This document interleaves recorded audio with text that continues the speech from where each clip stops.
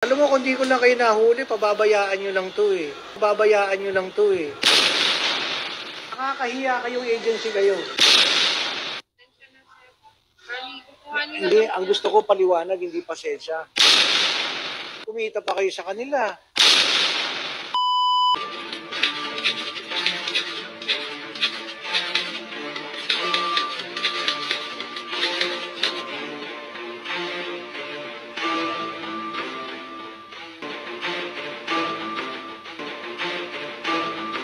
Alam mo, kung di ko lang kayo nahuli, pababayaan nyo lang to eh. Eh, uto-uto naman to mga to. Pinag-t-shirt ko pa ng terno-terno. Nakaupo dun sa labas, mukhang mga tanga dun. Tama ba naman pagtrato ng ano yan? Kumita na kayo rito eh. Nakakahiya kayong agency kayo. Sino yung staff mong irresponsible na gatid dito? Ito lang ang tanong ko sa iyo ha, bago ko ibaba yung telepono. Bago ko bababa ito, tanong, ito ang sagutin mo sa akin ha. Manila pa lang itong pinadala ninyo, hindi nyo na maasikaso. Padadala nyo pa ng Saudi Arabia. O, ano ngayon paliwanag mo ro? Anong rest assured, rest assured? Hindi nyo ako kayang paikutin sa ganito. Alam naman ako maghanap ng number ninyo. Eh, yun ang binigay nyo sa kanilang number. So, sila na naman ang may kasalanan? Bukit. Out of coverage, out of coverage. Ay, naku, puro kayo alibay. Tapos, nung nalaman nyo na ako nakausap, natataranta kayo, tawag kayo ng tawag sa kanila. Nabibigay kayo 1.5, di ba kayo nahihiya niyan? Di ba nakakahiya kayo? 1.5? Kayo ang naging problema. Wala namang problema sa kanila eh. Sumusunod lang itong mga to sa inyo eh.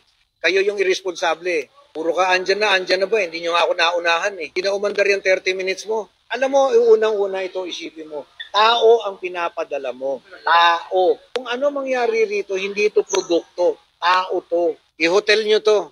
Pag ako nagbayad ng hotel nito, maniwala, kasi kaya namin bigyan ng hotel ito. Kaya bilisan ninyo because the moment na kami ang umasikaso nito, patay kayo. Galingan nyo. Gano'ng katagal na ba itong agency nyo? Matagal na pala, ito lang hindi nyo makaya. Wala naman kayong kakwenta-kwenta. But I will wait for an explanation. Otherwise, sinasabi ko sa inyo, you will be in big trouble. Ang sinasabi ko, ginagawa ko. O ikaw, ano, di ba tama ako? Kanina ko pa kayo sinasabihan eh. Sabi ko, kung ready kayo dyan, tingnan mo yung agency ninyo. Ito pala sa Maynila, hindi na kayo kayang panagutan. Kung nalakas ang loob dito mga...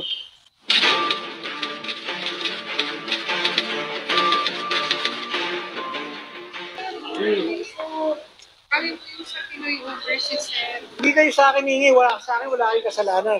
Tingnan nyo yung mga itsura nito. Pinagsuot-suot nyo pa ng termo-termo t-shirt, ginawa nyo ng tanga dun sa labas. Bakit humingi ng pasensya? Ang hinihingi ko paliwanag. Bakit yung ginawa yun? Actually kasi, sir, pinaaga lang po namin kasi nag-aalala lang po kami na baka bumalik. Dir, kung nag-aalala kayo, dapat sinamahan nyo. Iniwan nyo dun sa labas eh. Pasensya na, sir. Bali, kukuhanin na Hindi, lang ang gusto ko paliwanag, hindi pasensya. Bakit yung ginawa yun? Alam ko na yung pasensya, bakit yung nga ginawa yun? Pero tatanungin kita, sa'yo ko gawin yun. pasensya na. Hindi, sagutin mo, sa'yo ko gawin yun. Ikaw galing, ito nga galing, Isabela, kung saan nyo nadampot na probinsya.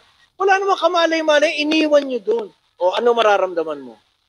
Hindi rin po maganda, O, sir. diba? Pero ginagawa nyo, kumita kayo rito. Tapos dadalhin nyo ng Saudi Arabia. Manila nga lang, hindi kayo makaresponde ng mabilis. So ano gagawin nyo ngayon dito sa mga to?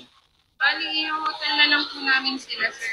Alam mo, kung kayo lang responsable, di sana man lang nag-coordinate kayo sa amin. Actually, sir, nag-advise naman po kami, sir, na itry po yung OFW lounge kasi Paano nakita nga po nilang namin. oo nga, para sa kanila. Paano makakapasok yan? Eh, alas 7 pa ang flight. Tandaan pa ng immigration yan. Di ba matagal na kayo nagpapadala? Huwag mo sabihin hindi mo alam yun.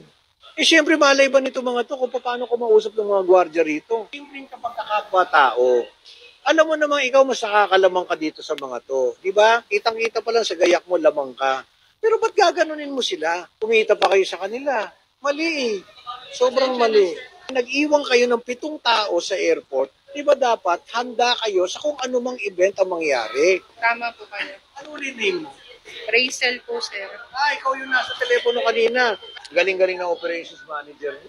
Pasensya na, sir. Ito lang, pitong ano lang, hindi na ma-handle. Kung ito hindi ko nakita, hindi namin nakita to, ano nangyari dyan?